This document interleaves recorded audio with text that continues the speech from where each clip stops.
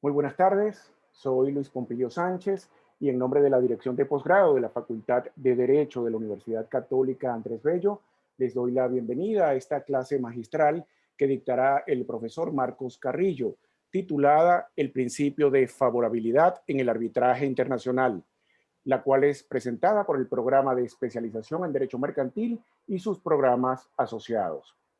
También nos acompañará esta tarde la profesora Ninosca Rodríguez, directora de posgrado de la Facultad de Derecho, quien, luego de la disertación del profesor Carrillo, nos hablará sobre las características y la convocatoria a preinscripciones de la especialización en Derecho Mercantil.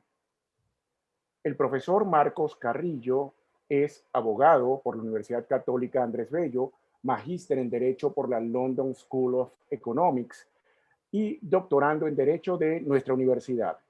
Es socio del escritorio Araque Reina, ha actuado como árbitro, mediador, abogado de parte y testigo experto en arbitrajes y juicios nacionales e internacionales, entre otros importantes reconocimientos. En 2020 fue nombrado abogado del año en arbitraje y mediación por la reconocida publicación Best Lawyers.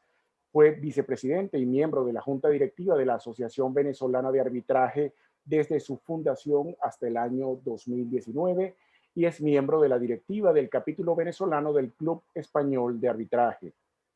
Actualmente el profesor Carrillo es jefe del Departamento de Teoría y Filosofía del Derecho y jefe de la Cátedra de Resolución Alternativa de Conflictos, de la que fue su fundador en la Facultad de Derecho de la UCAP. Es también profesor invitado del IESA. Ha publicado en el área de arbitraje, resolución alternativa de conflictos y filosofía del derecho. En nombre de la facultad y de su dirección de posgrado, agradecemos al profesor Marcos Carrillo por este valioso apoyo académico. Esta sesión tendrá una duración aproximada de 1 hora. En un primer espacio, el profesor Carrillo nos presentará su análisis. Posteriormente, la profesora Ninosca Rodríguez nos hablará sobre las particularidades académicas y administrativas de la especialización en Derecho Mercantil y sus programas asociados. Y finalmente, el profesor Carrillo responderá a sus preguntas y comentarios. Para esta dinámica final, les pedimos, por favor, que formulen sus preguntas y sus comentarios a través de la sección Preguntas y Respuestas de la aplicación. Esto nos permitirá atender sus interrogantes de manera más eficiente. Si ustedes están conectados a través de una laptop o una PC, tienen esa sección en el menú inferior de la pantalla. Agradecemos su asistencia y esperamos que la actividad les sea de provecho. Profesor Carrillo. Muchísimas gracias, profesor Luis Pompilio, y por supuesto a la dirección de posgrado por la gentilísima invitación. El tema que escogí creo que es un tema que puede ser interesante hacia el futuro, y también lo escogí porque creo que da una idea de lo que se hace en el posgrado en la universidad. Es decir, el tema tal y como lo vamos a enfocar tiene aspectos históricos, tiene aspectos normativos y jurisprudenciales, tanto nacionales como internacionales, que dan una idea de cómo pretendemos trabajar en la maestría de Derecho Mercantil o en la especialización de Derecho Mercantil, estos temas que realmente terminan siendo apasionantes porque están en constante evolución, como lo vamos a estar viendo. Y precisamente para hablar de este tema del principio de favorabilidad del arbitraje, creo que es importante entender un poco qué es lo que pasaba hace mucho tiempo, hace más de un siglo, y ver un poco, porque al final vamos a ver qué es lo que está pasando hoy y vamos a hacer algún tipo de comparación o al menos de especulación. Y el tema es importantísimo, creo yo, porque creo que los dos grandes temas que hay en el arbitraje y que han generado clásicamente más discusión son el de la obligatoriedad del acuerdo de arbitraje y el del reconocimiento y ejecución de los laudos arbitrales. Y es ahí donde tradicionalmente pues han habido discusiones. Por supuesto que en el siglo XXI hay cantidad de discusiones modernas sobre cuestiones que han surgido recientemente, pero creo que esto es un tema que sigue hoy generando doctrina, generando jurisprudencia, como vamos a ver más adelante.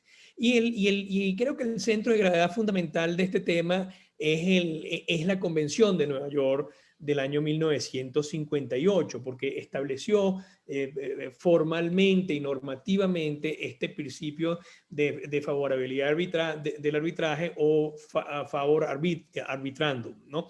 Ahora bien, para entender la trascendencia de la Convención de Nueva York, es importante entender qué es lo que pasaba antes. Entonces, ¿cuál era la situación que había antes de la Convención de Nueva York? Interesante. A nivel de las legislaciones locales, teníamos en general normativas que subordinaban el procedimiento arbitral a la jurisdicción ordinaria. No solamente en lo relativo al reconocimiento y ejecución por parte del juez ordinario de los laudos arbitrales, sino inclusive en cuanto al inicio, en cuanto a la presentación ante un tribunal de lo que se quería y la aprobación del tribunal de lo que se podía discutir en arbitraje. De modo que esa era un poco la legislación del CPC antiguo de Venezuela del año 17, pero que, inclusive la del CPC del año 86 también mantiene cierta subordinación del arbitraje a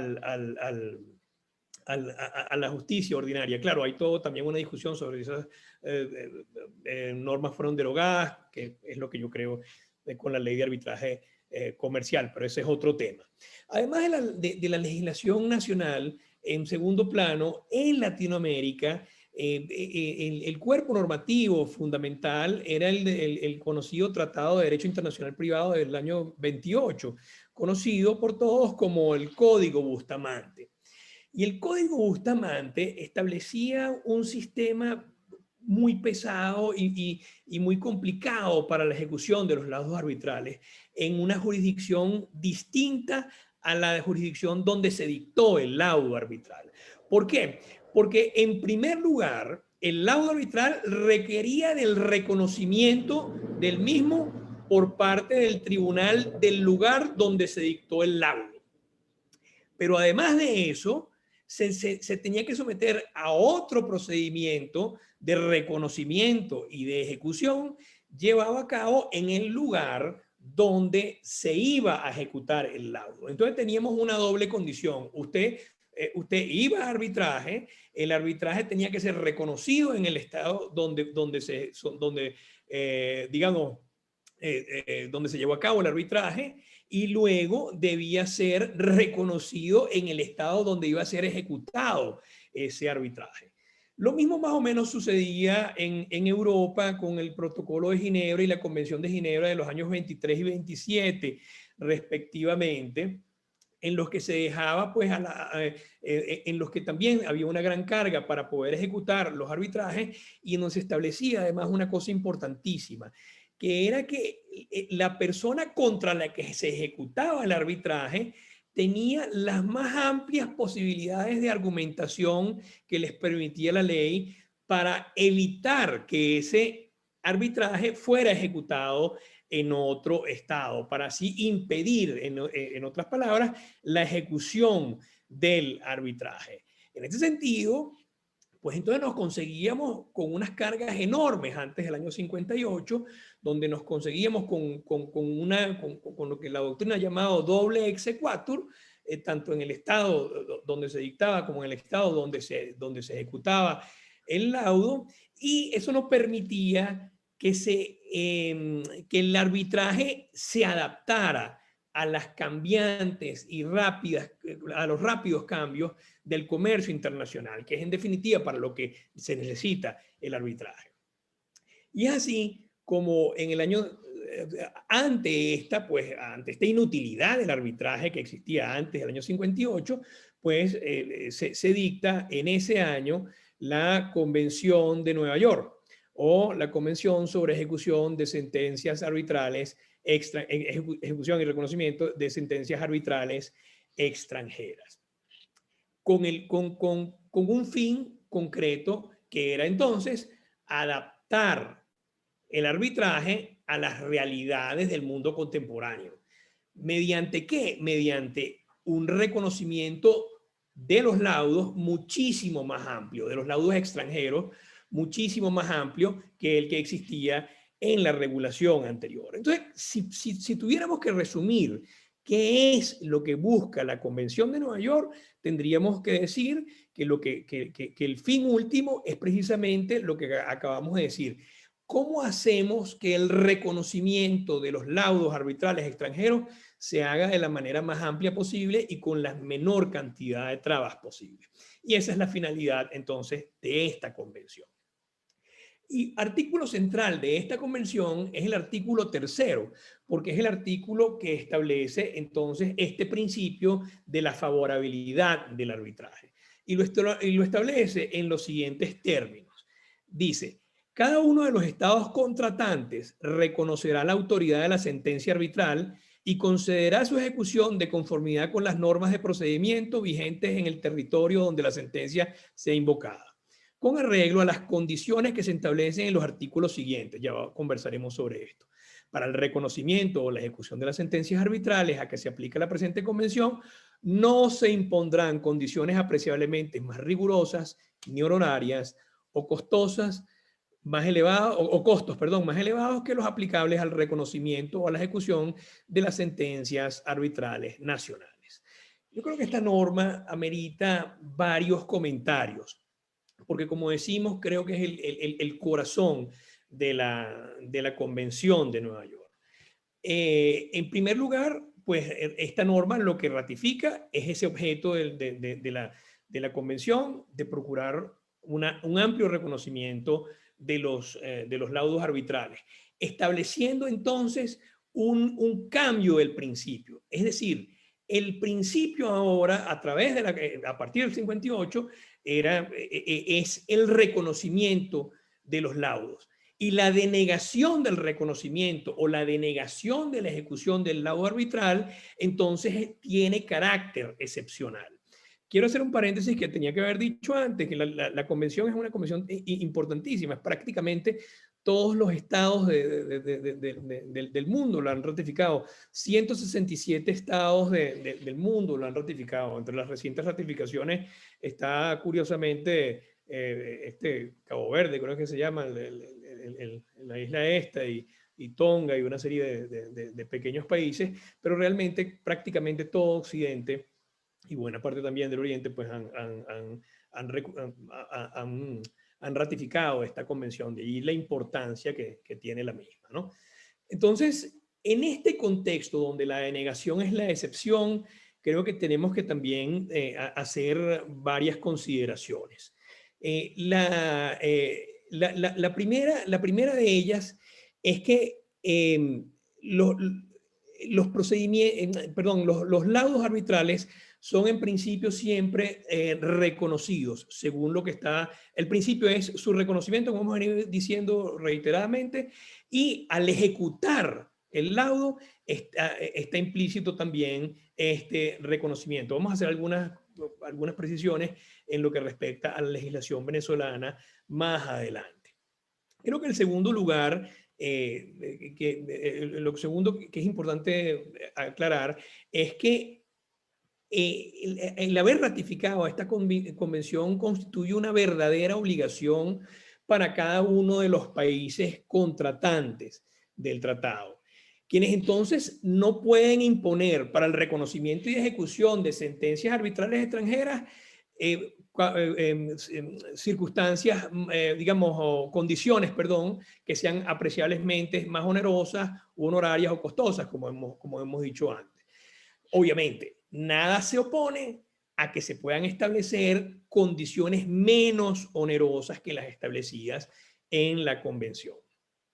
Otro de las cuestiones importantes, otro de los comentarios importantes sobre un tercer comentario importante sobre esta norma es que el reconocimiento y ejecución de los laudos arbitrales no podrá ser denegado, sino solo con arreglo a las condiciones de la propia Convención de Nueva York.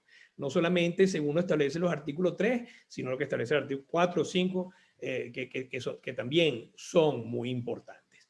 Y en este sentido, no hay cargas grandes, o sea, cargas importantes para quien quiere hacer valer un laudo en otro territorio. De hecho, la propia convención en el artículo 4, lo que establece es que los únicos requisitos que se deben exigir a quien pida el reconocimiento de ejecución de un laudo extranjero son tres, básicamente. El original o copia auténtica del laudo arbitral. Una copia del acuerdo de arbitraje, y en caso de que esté en otro idioma, pues una traducción certificada por un traductor oficial del contenido del laudo. De modo que eso es lo único que se exige, a diferencia de las circunstancias anteriores donde se exigía que quien quería ejecutar un laudo en otro estado tenía que probar el contenido del laudo, tenía que probar una serie de parámetros que hoy en día no se le piden probar, sino todo lo contrario, como vamos a comentar seguidamente. La denegación del laudo arbitral, según la convención, solo puede ocurrir por dos vías: por vía de oficio o por solicitud de parte. Por vía de oficio procede solamente si el laudo versa sobre controversias no susceptibles de arbitraje. Por ejemplo, controversias no transigibles, controversias de orden penal, controversias que versen sobre estado de capacidad de las personas, por ejemplo, el tipo de controversias que conseguimos establecidas como excepciones en el artículo 3 de la Ley de Arbitraje Comercial venezolana. Y en segundo lugar, también se puede denegar la ejecución y el reconocimiento de oficio si el laudo arbitral contiene normas que sean contrarias al orden público del Estado en que se solicita la ejecución, según lo establece el artículo 5 de la Convención. La denegación también, y es lo más frecuente, puede suceder a petición de la parte contra la cual se ha solicitado la ejecución del laudo. Ahora bien, esta denegación solo procede de conformidad con reglas taxativas establecidas en el párrafo primero de los literales A, B, C, D del artículo 5 de la Convención. Lo importante de la redacción de esto son dos cosas. Uno, estas son causales taxativas, como acabamos de decir. Es decir, solo puede proceder por esas causales y no por otras. Y en segundo lugar, según la redacción de la norma, lo que vemos como de suprema importancia es que se cambia el principio que existía antes de la Convención. ¿Por qué? Porque la atribución de la carga de la prueba recae exclusivamente sobre la parte contra la cual el laudo es invocado. Y esto es importante. Es decir, antes usted quería ejecutar un laudo y usted tenía que probar que el laudo no incurría en violaciones de orden público, por ejemplo, o que el laudo versaba sobre objetos arbitrables. Hoy no. Hoy desde el año 58, no solamente, no es nada nuevo, luego de la Convención de Nueva York, en otras palabras, es la parte contra la que se ejecuta el laudo es la que tiene la carga de la prueba. Y esto yo creo que es un principio importantísimo para promover la ejecución y el reconocimiento de los laudos arbitrales en otros estados. En otras palabras, el laudo tiene presunción de legitimidad y de ejecutabilidad, que le son dadas por el solo hecho de haberse dictado en uno de los países que ha reconocido la convención que estamos comentando. Por último, pues la última parte del artículo 3 ya la hemos comentado. La legislación nacional no puede imponer para el reconocimiento condiciones apreciablemente más rigurosas u onerosas o costosas que las que se aplican al tratarse de laudos nacionales. Entonces, vemos entonces que hay este giro copernicano, este giro de 180 grados en el tratamiento del reconocimiento y la ejecución de los laudos, internacionales. Bueno, finalmente, con respecto a este punto, pues este termina siendo pues el principio que se aplica hoy y que ha generado alguna serie de controversias y discusiones desde finales del siglo XX hasta principios del siglo XXI, como lo vamos a ver seguidamente en cuanto a casos que se han presentado en diferentes países. Un aspecto importante de este principio es cómo ha sido recogido por las legislaciones nacionales. Y quisiera referirme rápidamente a las legislaciones latinoamericanas o básicamente suramericanas de habla hispana.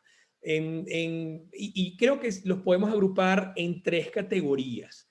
Hay una primera categoría que equipara los laudos internacionales, después veremos los laudos internacionales, a los laudos nacionales. En esta categoría están las legislaciones de Ecuador y Bolivia, cuyas normas establecen, no hacen referencia directa a la Convención de Nueva York, a pesar de haberla ratificado, sino que dicen a la hora básicamente que a la hora de ejecutar un laudo internacional en territorio boliviano o ecuatoriano, pues se establecerán los mismos requisitos para la ejecución de los laudos nacionales. Hay un segundo grupo que acoge la convención hay un segundo grupo que acoge lo establecido en la propia Convención de Nueva York como parte de su legislación nacional. Y en este sentido, pues tenemos países como por ejemplo, Panamá, Paraguay y Perú, en los que la legislación hace expresa referencia a la Convención de Nueva York. En algunos casos hacen una especie de lista de jerarquía pues, sobre esos tratados y dirán y dicen básicamente que la ejecución y el reconocimiento de los tratados de los laudos internacionales se harán de conformidad con la Convención de Nueva York, en segundo lugar con la Convención de Panamá, en tercer lugar con la Convención de Montevideo, por ejemplo. En el caso, eso sucede, por ejemplo, en el caso de Panamá y de Perú. En el caso de Paraguay, dice simplemente que los laudos arbitrales extranjeros serán reconocidos y ejecutados en Paraguay de conformidad con los tratados ratificados por la República de Paraguay. Y en este caso, pues tenemos que la República de Paraguay, por supuesto, ha ratificado la Convención de Nueva York. Hay un tercer grupo que siguen más bien el estándar de la ley modelo de UNCITRAL, de la Comisión de las Naciones Unidas para el Derecho Mercantil Internacional, ojo, que ese estándar no dista en lo absoluto del establecido en la Convención de Nueva York. Es muy parecido, pero simplemente pues, son las leyes nacionales que asumen la redacción de esta ley modelo ofrecida por UNCITRAL. Este es el caso de Argentina, Chile, Colombia, Uruguay y Venezuela, que asumen básicamente una redacción más o menos en los términos de decir que un laudo arbitral, cualquiera sea el país que se haya dictado, será reconocido como vinculante en esos respectivos países. Vamos a ver más adelante el tema venezolano en concreto. Además de esto, también tenemos una serie de tratados que han seguido el camino pautado por la Convención de Nueva York. En primer lugar, tenemos, por ejemplo, la Convención Europea sobre Arbitraje Comercial Internacional o Convención de Ginebra del año 61, y en este sentido, esta convención lo que hace es tratar de completar algunas omisiones de la ley, de la Convención de Nueva York. Una de las cosas importantes que establece esta convención y que vamos a conversar más adelante, porque no solamente se da en Europa, sino que eso es un fenómeno que estamos viendo a nivel mundial, es que permite que se pueda solicitar el reconocimiento y ejecución de un laudo que fuere anteriormente declarado nulo en algún otro país que haya ratificado esta convención. siempre y cuando pues la nulidad no se haya declarado por alguna de las causales establecidas en esa Convención de Ginebra, que siguen pues las causales establecidas en la Convención de Nueva York. Vamos a conversar un poquito más sobre esto más adelante. La convención también tenemos, en el caso latinoamericano, tenemos la Convención Interamericana sobre Arbitraje Comercial Internacional, o Convención de Panamá del año 75, que lo que hace es básicamente recoger lo que establecía la ley, perdón, la Convención de Nueva York, inclusive en los mismos términos, las mismas causales, etcétera. Lo importante acá es que se ratifica este principio de la inversión de la carga de la prueba para quien y que recae en la persona contra quien se ejecuta el laudo arbitral.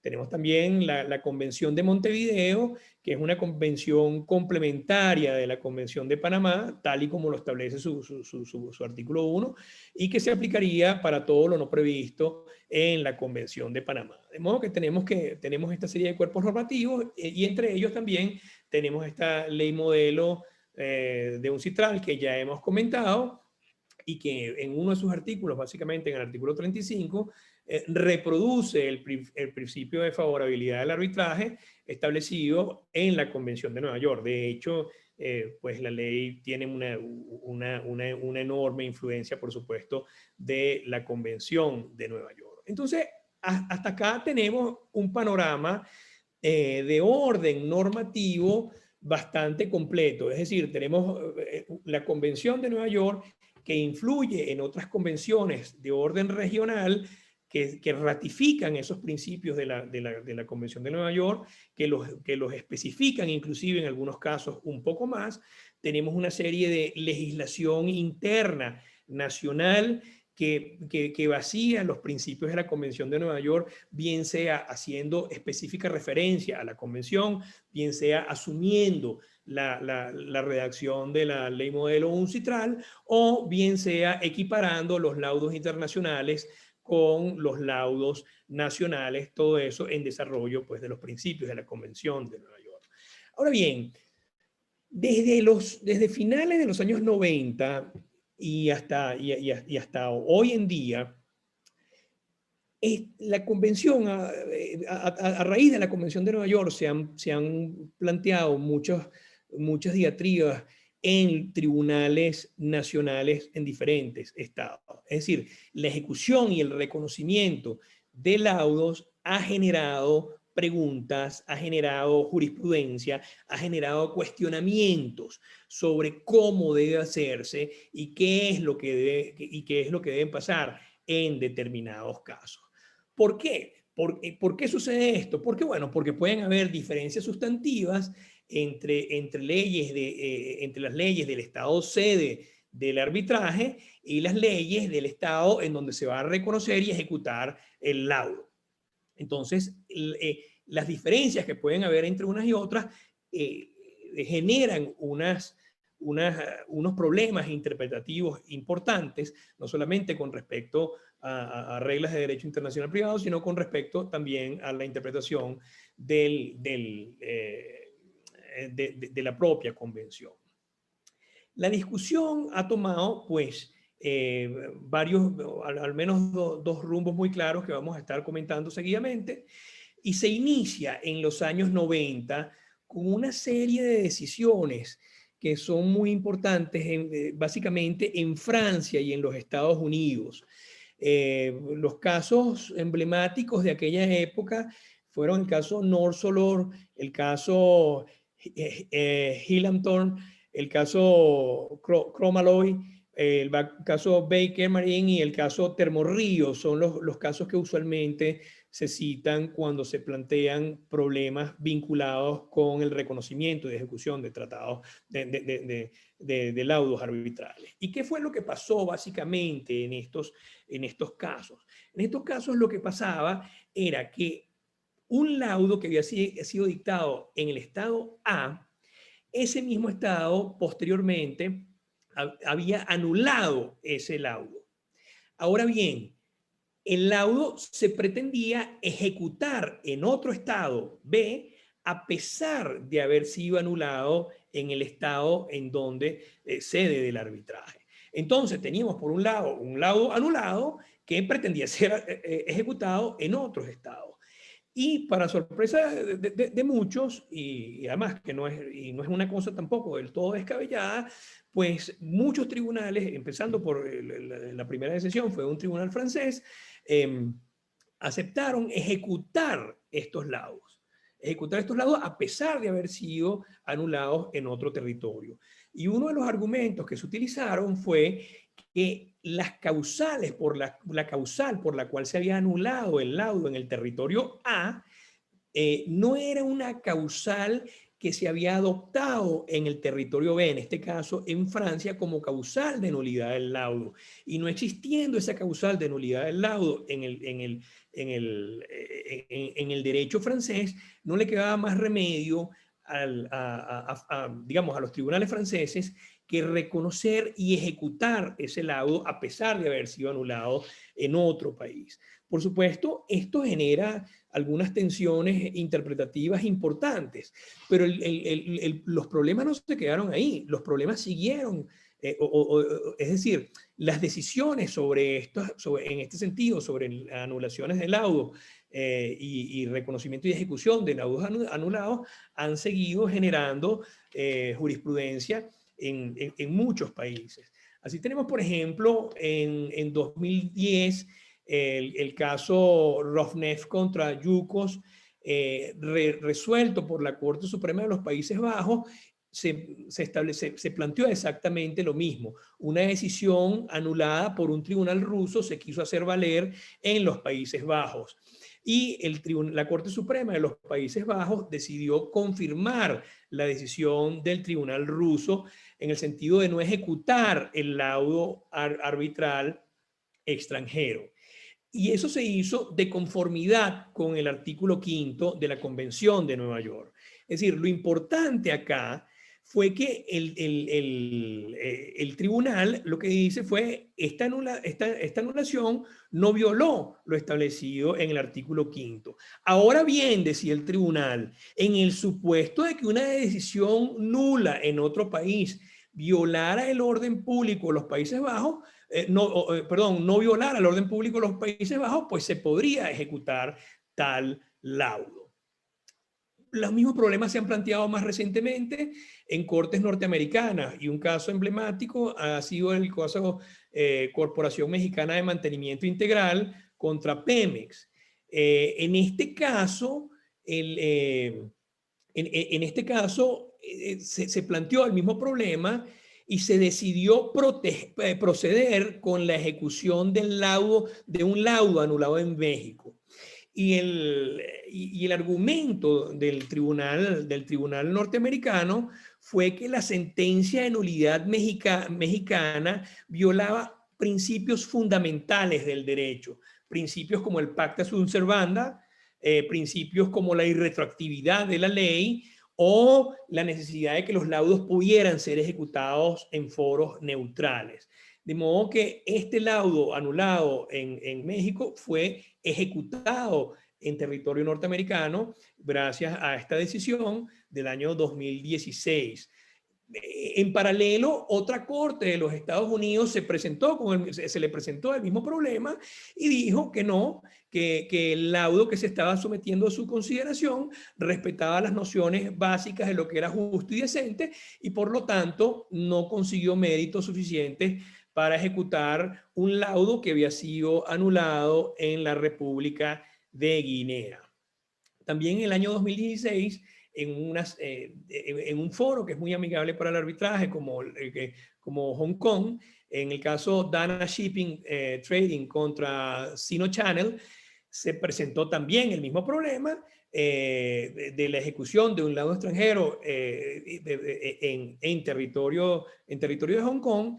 Y la decisión del tribunal de Hong Kong fue interesante porque el tribunal decía, la ejecución de un laudo arbitral extranjero es un poder discrecional de los tribunales ejecutores, aun cuando el laudo haya sido anulado en otra jurisdicción. En otras palabras, pues la sentencia de Hong Kong lo que hacía era subordinar el laudo, el laudo extranjero a la decisión del tribunal de Hong Kong, bien fuera para ratificar la nulidad o bien fuera para, para reconocer y ejecutar el laudo a pesar de la nulidad. Lo mismo sucedió más recientemente en una corte inglesa con un caso que involucraba a un ruso, a Nikolai Victorinos Maximov, contra Open Joint Stock y otros. Y en este caso, la corte inglesa se pronunció del siguiente modo, diciendo lo siguiente: el hecho de que la decisión de una corte extranjera fuera manifiestamente errada o perversa no es suficiente para ejecutar un laudo que ha sido anulado en el país sede del arbitraje. Por lo tanto, la Corte inglesa concluyó que para ejecutar el laudo anulado, la decisión debía ser tan errada que fuera evidente que era sesgada o que el tribunal que la dictó no actuaba de buena fe. Entonces, vemos que los parámetros para ejecutar un laudo anulado son bastante estrictos de acuerdo a los parámetros que hemos venido viendo en estos diferentes países. Repetimos, Francia, Países Bajos, Estados Unidos, Inglaterra, etc. En Latinoamérica también hemos tenido casos interesantes a este respecto, y particularmente Colombia tiene casos muy recientes de los años 2017 y 2018. Básicamente los casos Tampico Beverages contra Productos Naturales La Sabana, el caso de AAL Group Limited contra Vertical de Aviación, y el caso Innovation Worldwide contra Carboexco. Estos tres casos pues tienen una cantidad de consideraciones importantes, porque precisamente sobre el primero de ellos, Tampico Beverage, la profesora venezolana Cúnchule, me disculpen que se me acaba el nombre en este momento, pero que es una extraordinaria profesora de Derecho Internacional Privado con una enorme y fructífera obra, pues hizo una glosa de esa sentencia que es muy, muy importante y que les recomiendo. Ya les diré, perdónenme que tengo el lapsus sobre su nombre. En todo caso, creo que estas tres decisiones tienen algunos elementos generales que hay que tomar en cuenta. En primer lugar, las decisiones hacen referencia expresa a que para interpretar hay que interpretar según el principio de favorabilidad del arbitraje establecido en el artículo 3 de la Convención de Nueva York. En segundo lugar, hicieron un análisis de los laudos a la luz del orden público. En alguna de ellas se discutió el problema del orden público nacional, del orden público internacional y cómo debía ser aplicado. En tercer lugar, las tres decisiones concuerdan en que la parte contra la cual se invoca el laudo tiene la carga de probar y que además tiene la carga de probar según las causales taxativamente establecidas en la Convención de Nueva York o en unas leyes nacionales que son aplicables. Finalmente, también hacen referencia a que no le es dado al tribunal que revise la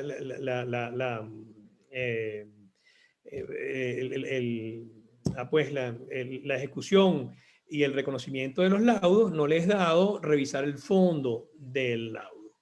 Entonces, como vemos, caramba, se ha venido generando una especie de doctrina según la cual el reconocimiento y ejecución de los laudos arbitrales extranjeros termina siendo un poder discrecional de los tribunales nacionales del país en el que se pretende reconocer y ejecutar. Y además termina generando otro problema, que es que en el país donde se da el arbitraje también se puede ejercer el recurso de nulidad. Entonces, estamos hoy en día en un problema serio, porque lo que existía antes de la Convención de Nueva York, que era ese doble exequatur, ese doble reconocimiento en el país de donde se dicta el laudo y en el país en donde se va a ejecutar el laudo, pues está sucediendo lo mismo hoy en día, por otros medios, por vía de recurso de nulidad en el estado donde se dicta el laudo y por vía de reconocimiento de ejecución del laudo en donde se va a ejecutar, en el país donde se va a ejecutar, pero en definitiva, claro, por causales mucho más estrechas, con criterios muchos, evidentemente, pro arbitraje y todo lo que ustedes quieran, pero igual se nos está generando otra vez un problema de cierta subordinación del arbitraje a la justicia ordinaria, que hace muy engorroso, muy complicado y muy oneroso la ejecución de los laudos arbitrales. Ante esta situación, se ha propuesto a finales del siglo XX y principios del siglo XXI esta teoría de la deslocalización del arbitraje, que ha tenido además mucho más más importancia últimamente con todo el tema del desarrollo del arbitraje online, el arbitraje internet y todos estos medios, en el sentido de tratar de generar una doctrina que permita que el arbitraje no tenga que tener una sede o una ley aplicable vinculada a un Estado. Y en ese sentido, pues, digamos, la doctrina es un poco amplia, hay muchas tendencias, pero podemos reconocer, al menos en lo que he leído, algún grupo que trata de darle mucho énfasis al pacta sunt servanda y a lo que las partes en realidad establecieron.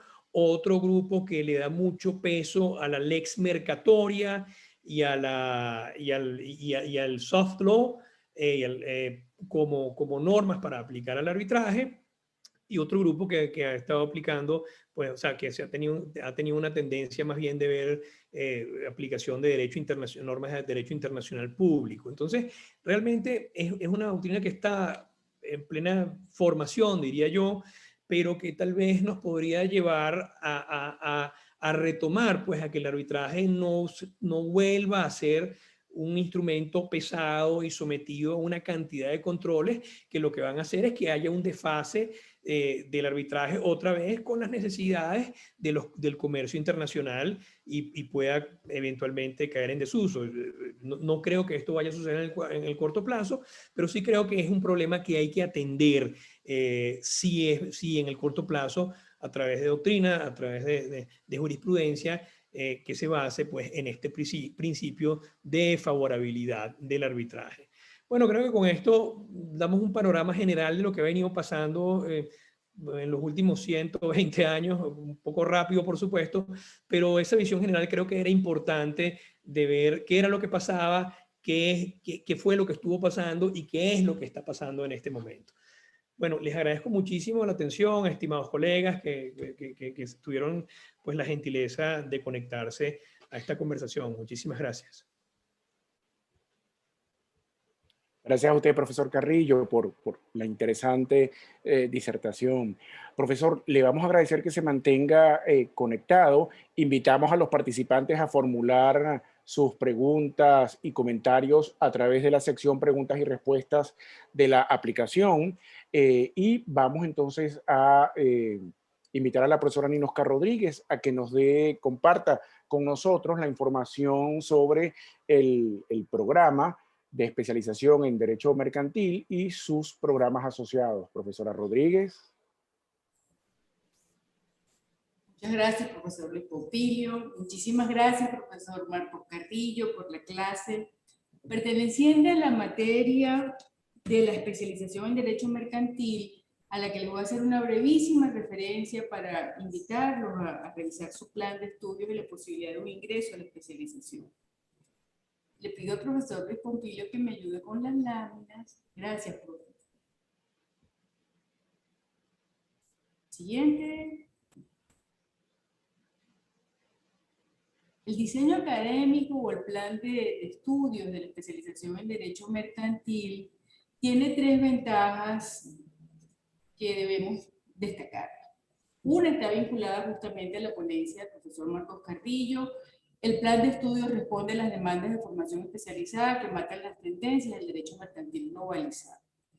Los profesores de la especialización en Derecho Mercantil tienen un reconocido prestigio a nivel nacional e internacional y sobre todo al tratarse de una especialización, la investigación es una investigación de naturaleza aplicada. Ustedes observaban en la clase del profesor Marcos Carrillo la referencia a los casos prácticos a través del enfoque jurisprudencial y también a la referencia doctrinaria y al estudio normativo de la materia. Entonces es un enfoque teórico práctico y es una investigación aplicada, que es lo que busca un profesional a nivel de una especialización.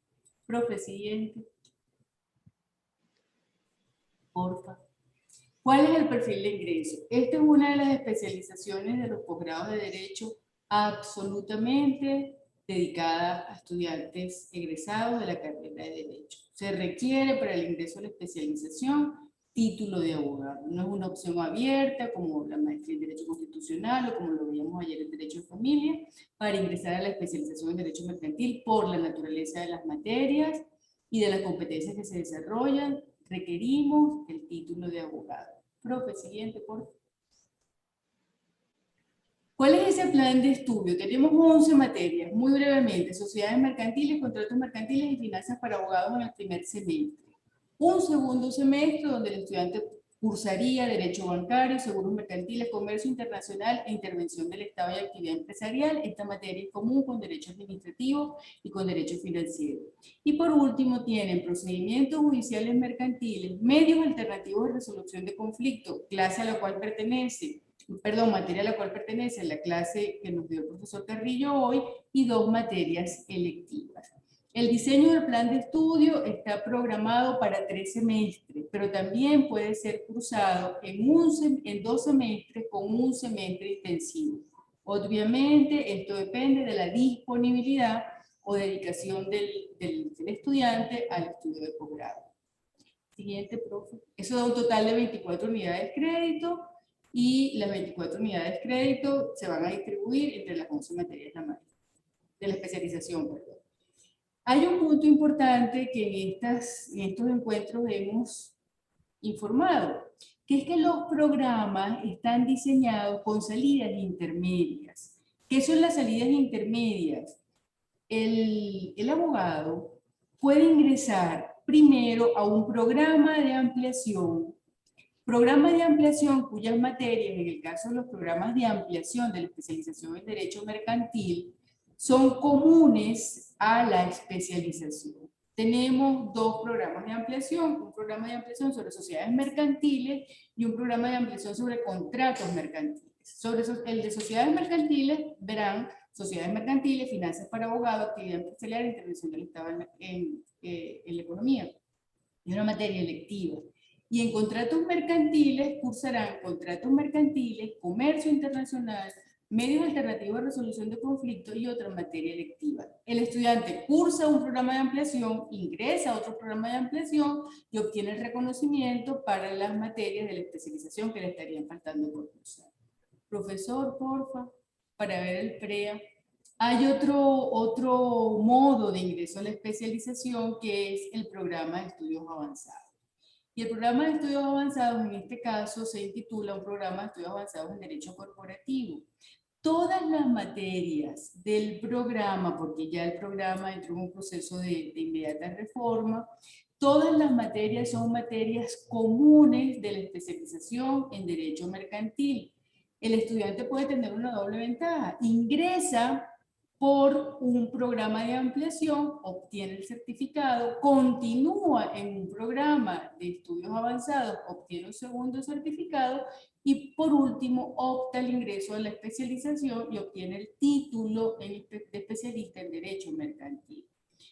El proceso de preinscripciones está abierto, lo vamos a ver en las láminas siguientes. Culminamos las preinscripciones el 12 de marzo, es decir, el próximo viernes. Las inscripciones están previstas del 6 al 9 de abril. La unidad de crédito está contemplada en $15 para el caso de la especialización, tomando como base la unidad de crédito de la universidad, que son $10. Y el pago de la matrícula del semestre lo pueden realizar o al inicio del semestre de manera total o lo pueden realizar mensualmente. y el cálculo es muy sencillo porque por cada unidad de crédito, $15 mensual, que lo multiplican por las 2 unidades de crédito, las 3 unidades de crédito de la materia. Igualmente, estas informaciones administrativas, no le quito tiempo al profesor Carrillo para las respuestas que le han formulado, las pueden solicitar a través de los contactos que van a ver en la página con la profesora Ana María Guario, quien es la directora del programa de Derecho Mercantil, o pueden enviarme un WhatsApp preguntando y yo se lo remito a la profesora Ana María, o le damos respuesta directamente al 0414-298-7363 y se lo coloco ahorita en el chat. No les quito más tiempo, muchísimas gracias por la participación en la videoconferencia y al profesor Marcos Carrillo nuevamente, mil gracias. Feliz tarde. Bien, muchas gracias, profesora. En cuanto a las preguntas, veo aquí una que dice, por esta misma razón no podríamos considerar que la voluntad de las partes podría modificar los laudos arbitrales. Bueno, eso es un principio que inclusive está establecido en el CPC con respecto a las sentencias, ¿no? Si mal no recuerdo, el 525, las partes pueden llegar a arreglos sobre la ejecución de la sentencia. Tal vez la expresión tal vez no es modificar el laudo, pero sí llegar a acuerdos sobre cómo ejecutar la sentencia. Yo creo que por un argumento a fortiori, pues también pueden llegar a acuerdos sobre cómo ejecutar los laudos arbitrales. Y en efecto, en Venezuela, por ejemplo, en las normas de CEDCA, está la presentación previa del laudo, cuya finalidad fundamental es precisamente la de que las partes lleguen a acuerdos sobre la ejecución del laudo arbitral. ¿Usted considera que estos temas deberían procurar una salida extrajudicial viable para la resolución de los asuntos? Bueno, claro, o sea, siempre, pienso que siempre es mejor un buen acuerdo, pues, ¿no? Y si se puede llegar a acuerdos sobre la ejecución, pues te evitas todos estos problemas de ejecución que hemos estado hablando. Inclusive, no lo había nombrado en la presentación, pero según información que tengo, pues hoy en día hay un laudo venezolano tratándose de ejecutar bajo estas condiciones en España también, ¿no? De modo que yo creo que es importante, esto está teniendo relevancia, por supuesto, en nuestro país, porque creo que es importante también resaltar este tipo de cosas. Mi estimado amigo, el doctor Andrés Méndez, que siempre tiene reflexiones interesantes y profundas, nos dice, muchas felicitaciones al calificado ponente, extraordinaria calidad de su conferencia. Una duda, ¿cómo lograr superar la doctrina de la deslocalización del arbitraje? La insoslayable consideración de que la ejecución forzada del arbitraje a la postre tiene que esencialmente vincularse con una jurisdicción estatal, con ineludida anclaje territorial, dando ello lugar indefectiblemente a la ocasión para un planteamiento acerca de la validez jurídica del laudo objeto de la ejecución. Muy buena pregunta porque me permite aclarar un poco. El tema de la deslocalización, tal y como yo la estaría viendo, en esta diatriba, funcionaría con respecto al problema de la nulidad. Es decir, para evitar tener un procedimiento de nulidad en un país y luego el procedimiento de ejecución, ¿no? El procedimiento de ejecución, evidentemente, en los países como usualmente va a requerir del poder de imperio del Estado, que es algo que está, al menos en la legislación venezolana, explícitamente excluido de la posibilidad de arbitraje, pues entonces tendría que ser por vía de los tribunales. La preocupación que veo en la actualidad es que por un lado te anulen un laudo, por otro lado te tratan de hacer ejecutar el laudo en virtud de este principio de favorabilidad del arbitraje y las nulidades también, por lo que he estado revisando, pues hay veces que que no son del todo limpias, en el caso, por ejemplo, mexicano, en algunos casos africanos, o sea, se hace constante referencia a causales de nulidad que son chocantes a la justicia o chocantes al derecho, o en otras cosas, o en otras que son menos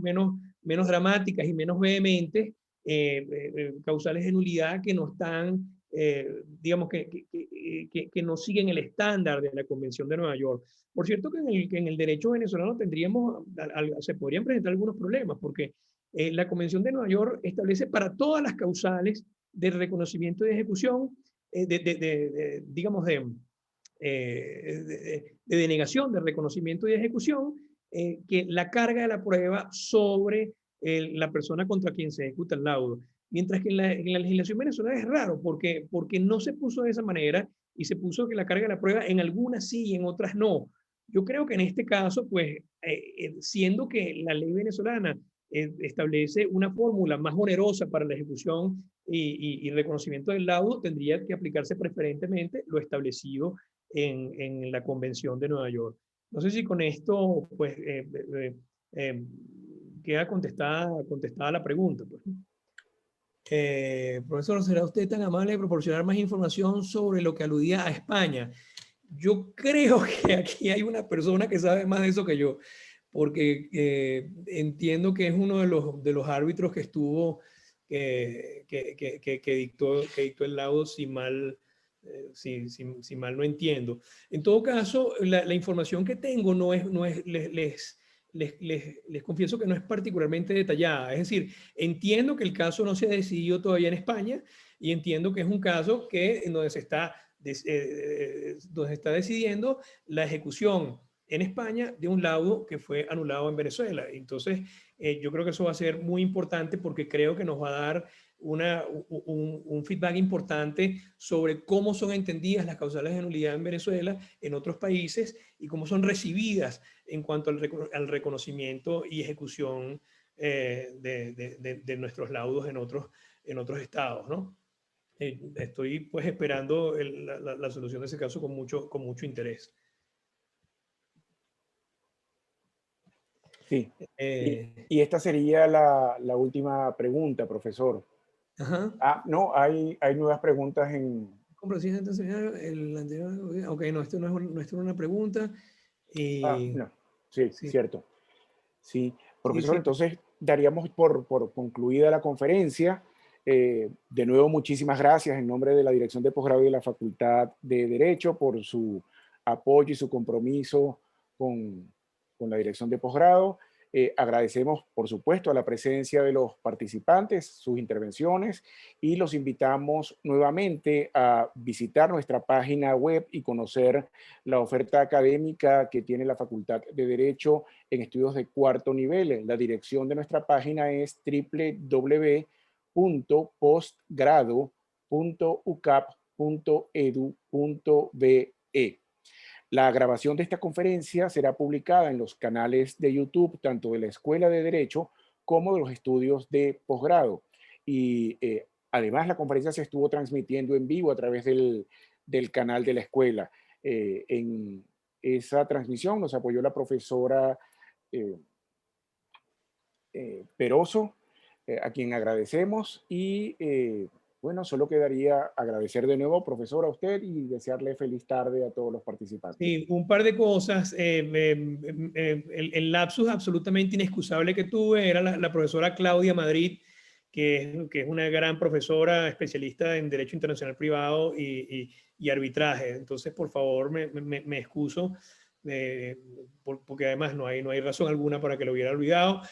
Yo no me queda más que agradecerle a mi querida Universidad Católica, en particular a la directora de posgrado, la profesora Ninosca Rodríguez, la directora del programa Ana María Aguario, al estimado profesor Luis Pompilio, a la querida profesora Argela Peroso, a todos los que han involucrado pues, en la invitación gentil que me hicieron, y sobre todo pues, a los muy estimados colegas que tuvieron la gentileza de conectarse para conversar sobre este tema, que es un tema en evolución y que espero que genere mucha discusión en el futuro en el país. De verdad, muchísimas gracias.